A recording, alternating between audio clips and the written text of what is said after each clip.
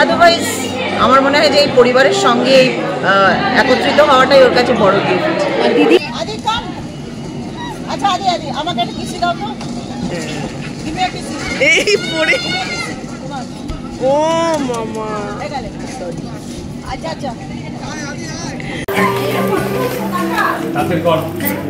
আজকে যোজদির ছেলের তো বটে সেলিব্রেশন অফ হার মাদারহুড।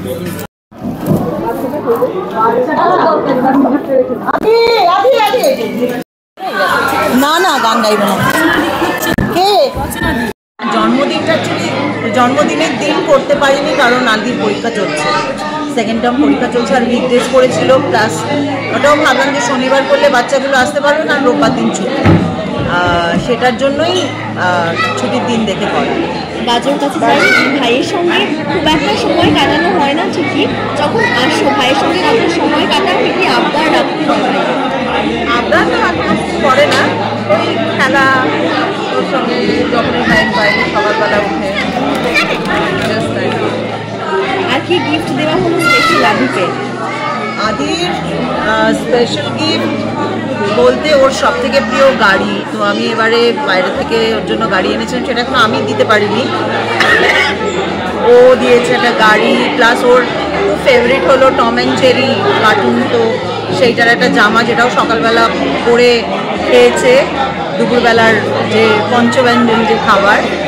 আর ওর আমার খুব ইচ্ছে ছিল ওকে দুটো বালা করে দেবো, তো এবারে বালা করে দিয়েছি, বাট আমি পড়াতে সাহস পেলাম না, বিকজ যদি যা দৌড়াদৌড়ি করছে হারিয়ে ফেলে আর কি। আদারওয়াইজ আমার মনে হয় যে এই পরিবারের সঙ্গে একত্রিত হওয়াটাই ওর কাছে বড় গিফট। দিদি কি দিল? ওই তো দিদিই দিয়েছে, দিদি গাড়ি দিয়েছে, দিদির এক বন্ধু এসছে ব্যাঙ্গালোর থেকে, ও টম অ্যান্ড জেরি জামা দিয়েছে, so is very happy about it. আচ্ছা, ওই 5 রকম ভাজা বা পায়েস এই নিয়ম ওইটাই দুপুরে হয়েছে আজকে। আচ্ছা আচ্ছা, তোমার থেকে কোনো স্পেশাল কিছু খাবার দাবার খেতে চাই?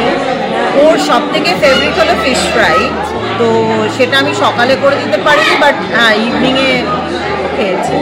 আচ্ছা, যদি দেখছি অনেকে এসছেন ইন্ডাস্ট্রির একটা রিইউনিয়নে বলা যায়। একদমই তাই, কারণ কাজের জন্য তো আমরা সবাই ব্যস্ত, কারোর সঙ্গে দেখা হয় না। ইনফ্যাক্ট আমার 2 মামা এসছিলেন, মানে সম্পর্কে মামা নয় বাট আমি মামা বলে ডাকি, তারা এসছিলেন, এবং বাজম ইনফ্যাক্ট যার হাতে হয়েছে ডক্টর মালা বোস তিনি এসছিলেন, প্লাস আরও আত্মীয় স্বজন, আমার ভাই এসছে, বোনের জন্য এখনও ওয়েট করছি, জানি না এনি টাইম আসতে পারে, আমি এসছে, সো এভরিবাডি। আমার এটাই আনন্দ লাগছে যে আমি যাকে যাকে বলেছি তারা সবাই এসছে, আমার সারেগামা পার পরিবাররা এসছে, রচনা এসছে, আমার পুরনো বন্ধু, so I am very very happy. Definitely আমার অনেক অনেক শুভেচ্ছা, অনেক অভিনন্দন, আমার অনেক আশীর্বাদ ভালোবাসা আদির জন্যে, এবং lots of love to JoJo, এবং জোজো সুস্থ থাকুক, ভালো থাকুক, যাতে ছেলেকে ভালো করে মানুষ করতে পারে। থ্যাংক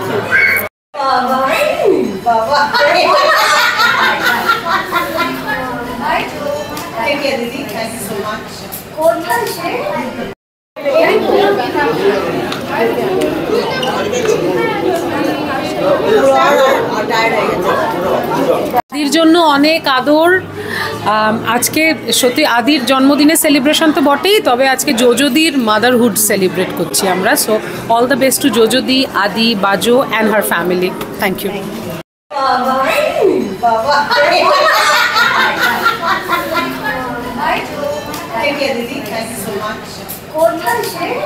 যে প্রথম যেটা দরকার সেটা হচ্ছে ভালো মানুষ হওয়া, সৎ মানুষ হওয়া, এবং মানুষের উপকার করা, মানুষের পাশে থাকা, এটা হচ্ছে আগে দরকার।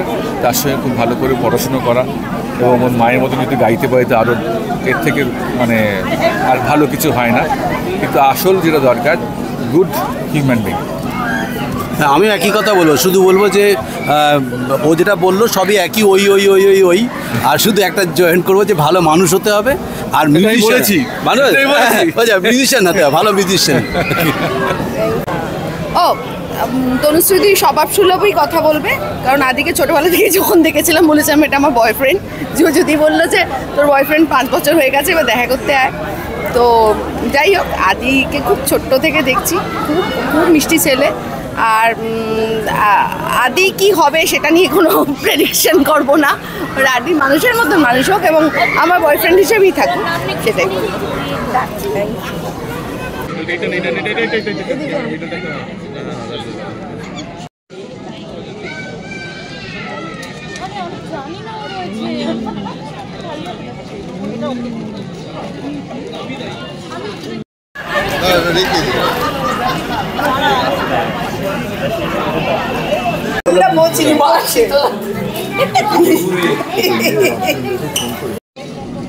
মজা পেয়েছে।